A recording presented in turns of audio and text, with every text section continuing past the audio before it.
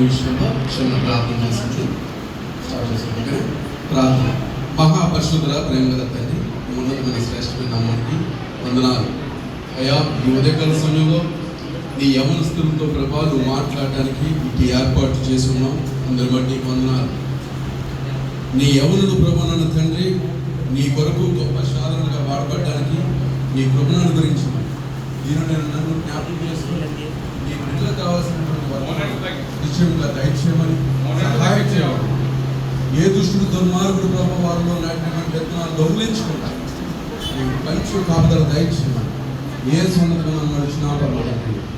ఆమేన్ ఆమేన్ ఆమేన్ ఆమేన్. స్తోత్రం. బాయ్స్ మీరు కొద్ది ముందుకు వచ్చారు. మీ పిల్లలు అడ్డుగా ఉండడం వల్ల మీరు వెనక గుసగుసలు ఆడుకుంటున్నారు. ముందుకు వచ్చారు, ముందుకు రావాలి. 40 సంవత్సరాల లోపు ఉన్నటువంటి వాళ్ళందరూ కూడా యవ్వనస్తులు. హల్లెలూయా. వచ్చినటువంటి బ్రదరు మంచి టీము అనే ఆ జాన్ రత్నం గారు ఈ యొక్క యవనస్తుల కోడిక పెట్టడం అనేది చాలా అదృష్టంగా నేను భావిస్తున్నాను. ఎందుకంటే మీరు ఈ వయసులోనే మీరు పట్టబడ్డ చేపలను పోలి ఉన్నారు. హల్లెలూయా. ఎంతమందికి ఈ యొక్క కృషి, వీళ్ళు పడుతున్న తపన, వీళ్ళు పడుతున్న ఆ ఆలోచన ఎంతమందికి అర్థమైంది? మీకు అర్థమైందా బాయ్స్? మీకు అర్థమైందా? ఏమర్థమైంది? ఏమీ అర్థం కాలేదు మీకు? కొంతమందికి అర్థమైంది, కొంతమందికి అర్థం కాలేదు. ఫోకస్ ఇక్కడ పెట్టండి, లేదంటే స్టేజ్ మీద పిలిచేస్తాను. నాకు ఇచ్చిన సమయం చాలా తక్కువ.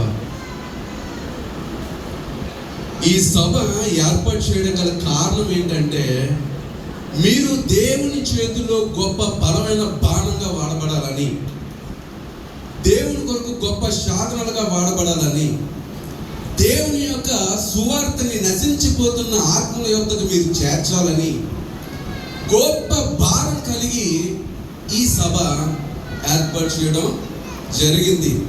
ఈ సభ పెట్టడం ఆషామాషి విషయము కాదు. మీరు ఇంటికాడి నుంచి తయారయ్యి వచ్చి కూర్చున్నంత సులువు కాదు. దీనికోసం ప్రయాసం ఉంటుంది. ఎంత ప్రయాసమో తెలుసా? రాత్రికాల సమయంలో 12 గంటలకి 1 గంటల సమయంలో మీరు భోజనానికి వెళ్ళినప్పటికీ ఈ టీము పాటలు నేర్చుకుంటున్నారు. ఏమి నేర్చుకుంటున్నారు? పాటలు నేర్చుకుంటున్నారు. ఎందుకు? వాళ్ళకి ఏమైనా డబ్బులు వస్తాయా? వాళ్ళకి ఏమైనా ఉపయోగమా? వాళ్ళకి ఏమైనా ఇక్కడ ఈ విధంగా చేస్తే వాళ్ళకి ఏమైనా డొనేషన్లు ఏమైనా వస్తాయా? కాదు. ఎవరి కోసం తెలుసా? మీకోసమే. మన ఇంట్లోని మన ఇంటి పెద్ద ఎవరు అంటే మన తండ్రి. అవునా? తండ్రి ఎంత కష్టపడతారో మీరు ఎప్పుడైనా చూసారా మీరు? మై బాయ్స్ చూసారా?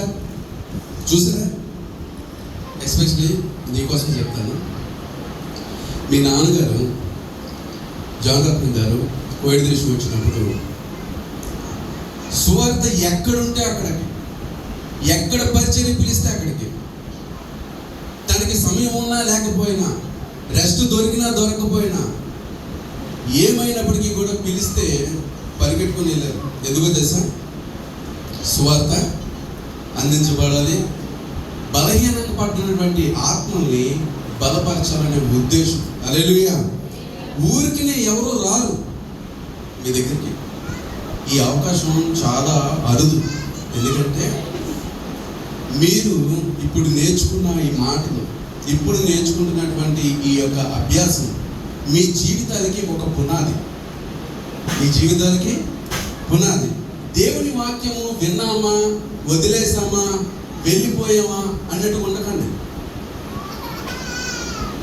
మీలో 100% వీళ్ళు చెప్పినటువంటి కానీ వాక్యంలో ఉన్నటువంటి విషయాలు కానీ మీరు అభ్యాసం చేయగలిగితే కష్టపడిన వాళ్ళకి ఉపయోగం.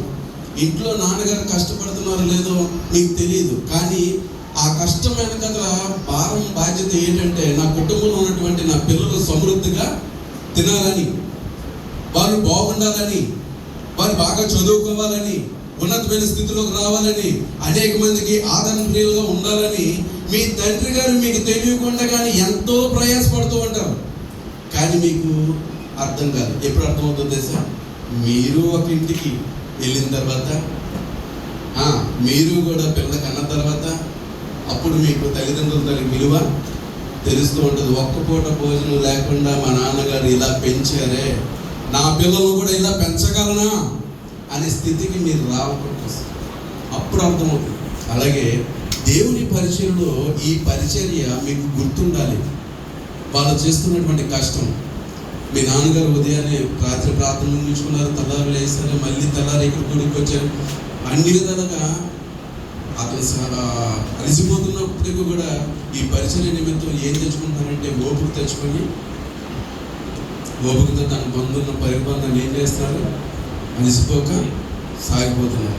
అటువంటి స్థితిలోకి మీరు ఎప్పుడైతే వస్తారో, ఈ విన్న మాటలు మీ హృదయంలో ఎప్పుడైతే బదలపడతాయో, అప్పుడు మనుషులు మిమ్మల్ని ఆశీర్వదించడం కాదు, దేవుడే మిమ్మల్ని ఆశీర్వదిస్తాడు.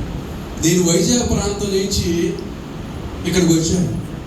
నాకు ఒంట్లో కూడా బాగాలేదు, టైఫాయిడ్, బ్లడ్ ఇన్ఫెక్షన్ వచ్చింది. అయితే ఎందుకు వచ్చాను తెలుసా? మీటింగ్స్, ప్రార్థన అద్భుతంగా జరగాలి, అందులో నేను కూడా వాడబడాలి, అందులో నేను కూడా ఉండాలి అనే తపనతో వచ్చాను. కానీ దేవుడు అద్భుత రీతిగా మరి నిన్నటి దినాన్ని చాలా అద్భుతంగా జరిగించాడు. మీరు కూడా విన్న వాకులు కానీ, విన్న ఈ చేస్తున్నటువంటి పరిచయం కానీ మీరు విడిచిపోవద్దు. బ్రదర్ చెప్తున్నప్పుడు నాకు ఒక ఆలోచన వచ్చింది, కానీ నా పరిస్థితులు నన్ను కట్టుబెట్టేశాయి. ఏంటంటే, ఎవరైనా సువార్త చేసే విషయంలో ఎవరు వచ్చినా మా టీం అంగీకరిస్తుంది అనేటప్పుడు ముందుగా నేను నా చేయాలి లేపాలనుకున్నాను. హల్లెలూయా. మీ చేతులు ఎగటలేదు. హల్లెలూయా. దేవుని స్తోత్రం. మీరు ఎంత ఉద్యమంగా ఉంటే దేవుని యొక్క ఆత్మ అంత ఉద్యమంగా ఉంటుంది. మీరు ఎంత డేలా పడిపోతే దుష్టుడు మీ చెవులోకి వచ్చి దూరేలా సొరుగుతూ ఉంటాడు. కాబట్టి దేవుని మాటలు విధంగా చూపించండి. అవకాశం దొరికినప్పుడు దేవుని పరిచయంలో వాడబడాలి. దేవుని కొరకు మీరు ఎంత కష్టపడితే దేవుడు మిమ్మల్ని అంతర్గతంగా మిమ్మల్ని ఆశీర్వదిస్తాడు. మీకు ఒక విషయం తెలుసా? యేసుక్రీస్తుని ఎందుకు మీరు నమ్ముకున్నారు చెప్పాలి? యేసుక్రీస్తుని మీరు ఎందుకు నమ్ముకున్నారు?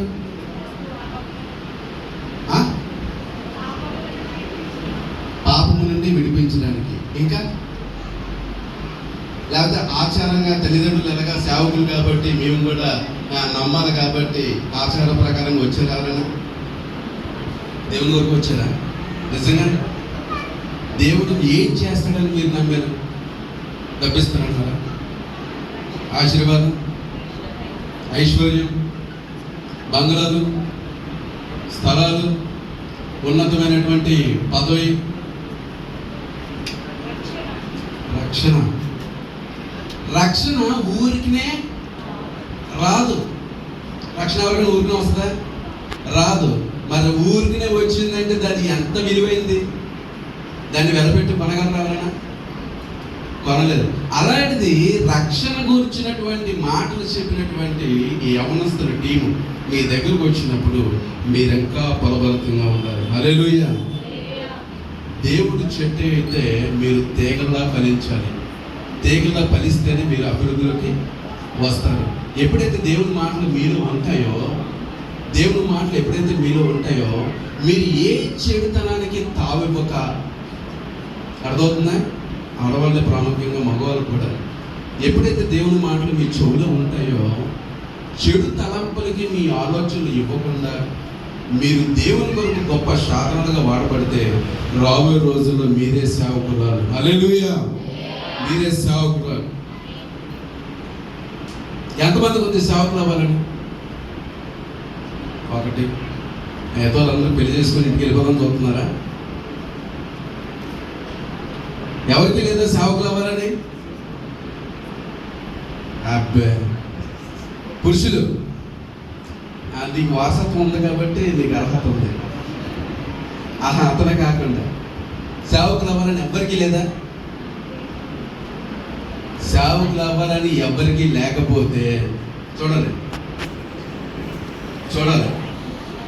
వాళ్ళు రోజు చూసిన మొహాలరా, నేనే కొత్త, వీళ్ళు కొత్త. మా మొహాలు చూశారు అనుకోండి, ప్రాబ్లం లేదు, అయ్యో మేము కొత్తగా వచ్చాం కదా చూస్తున్నారులే ముచ్చటపడని అనుకుంటాం. మీరు చూసిన మొహాలే చూశారనుకో, మా మొహాలు ఎవరు చూస్తాడు? హల్లెలూయా. కాబట్టి సేవకులు అవ్వలేము, సేవకులు మేము కాము అనుకుంటే మీరు ఉదయాన్నే లేచి ఇక్కడికి వచ్చి వీళ్ళెంత బాధపడి ఆశగా టిఫిన్లు ఏర్పాటు చేసి ఇక్కడ నెత్తులు కొట్టుకొని ఇవన్నీ చేయటం వ్యర్థం, అవునా? మరి వ్యర్థమైన వాటి కోసం మీరు వచ్చారా?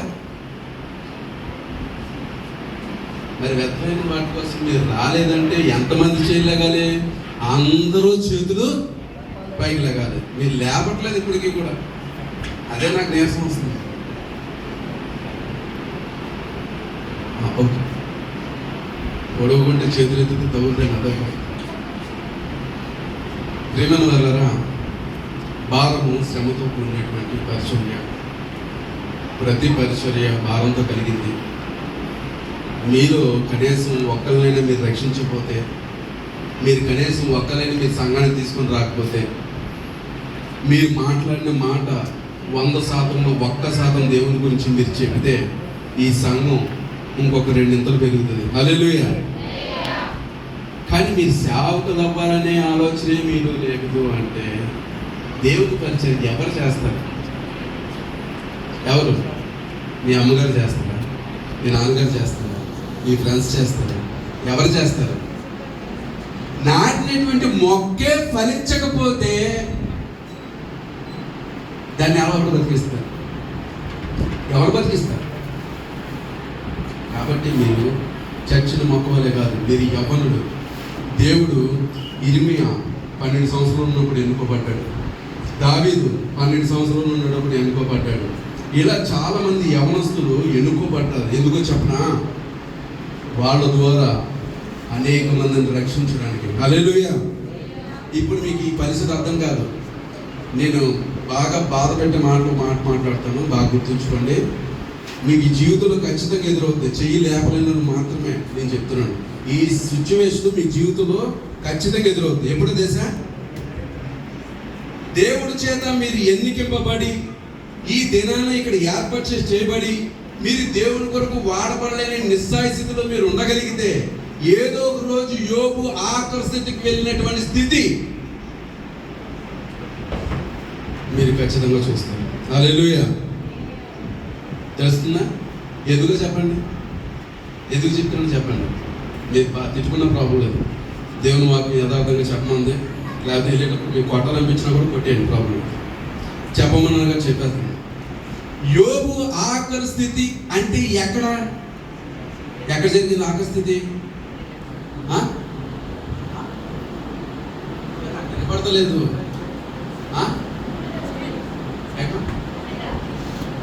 కాదు కాదు, ఆయన మంచం మీద ఉండి వాళ్ళ భార్య తిడుతున్నప్పుడు జరిగిన లాస్ట్ సన్నివేశం చెప్పినటువంటి మాటను చూసారా? అంటే ఆ స్టేజ్ వెళ్ళిపోవటమే, ఇంకా భూమి మీద నోకలు లేవు. ఆ స్థితి వచ్చినప్పుడు మీకు ఖచ్చితంగా చెప్తున్నాను, దేవుడు గుర్తొస్తాడు. హల్లెలూయా. అప్పుడు ప్రభువా నన్ను మరలా బ్రతికిస్తే, ఇచ్చికి అన్నట్టు నువ్వు మరలా బ్రతికిస్తే, చెప్పరండి, మీరు మరలా బ్రతికిస్తే నీ కొరకు నేను వాడబడతాను. ఎప్పుడు? అన్ని కోల్పోయిన తర్వాత. మన కరోనా వచ్చింది తెలుసండి, నాకు చాలా సంతోషం అనిపించింది కరోనా రావడం. అందరూ అక్కడే స్తుతించారు దేవుడిని. ఎక్కడ? మరణ పడక మీద ఉన్నప్పుడు ఇంకొక 2 నిమిషాల్లో పైకి వెళ్ళిపోతామన్నప్పుడు ఖచ్చితంగా దేవుడు గుర్తొస్తాడు. నన్ను నమ్మినటువంటి దేవుడా, నేను ఆఖరి క్షణాల్లో ఉన్నాను, బ్రతుకుంటే నీ పూజ చేసుకుంటాను, ఒక్క అవకాశం నన్ను బ్రతికించము అని అప్పుడు చెప్తారు. ఇప్పుడు చెప్తున్న మాట మీ చెవులకి ఎక్కువ, కానీ ప్రేమ ద్వారా నేను చెప్తున్నటువంటి మాట ఏంటంటే, మీరు బాధపడిపోయిన దేవుని వాక్యం యథార్థమైనది, నీతి కలది, శక్తి ఉన్నది. కాబట్టి ఈ వయసులో మీకు వాక్యం అందినప్పుడు, అనేక మంది వచ్చి మీకు చెప్తున్నప్పుడు ఈ 4 మాటలు మీ చెవులో పెట్టుకొని దేవుని కొరకు గొప్ప బలంగా వాడబడగలిగితే కనుక దేవుడు రాబోయే రోజుల్లో మిమ్మల్ని ఉన్నతమైన స్థితిలో, అనేక మందిని రక్షించే స్థితిలో, మీరు అనేక మందిని వాడబడే స్థితిలో మిమ్మల్ని దేవుడు ఉంచి నడిపించును కాక. ఆమేన్, ఆమేన్. వాయిస్ అక్కడ చెప్పట్లేదు. ఆమేన్. మరి ఈ అవకాశం ఇటువంటి మరి జాన్ అనే గారికి, అలాగే టీం వారు కూడా ప్రత్యేక వందనాలు తెలియజేసుకుంటూ ఈ సభ ముగిస్తున్నాను.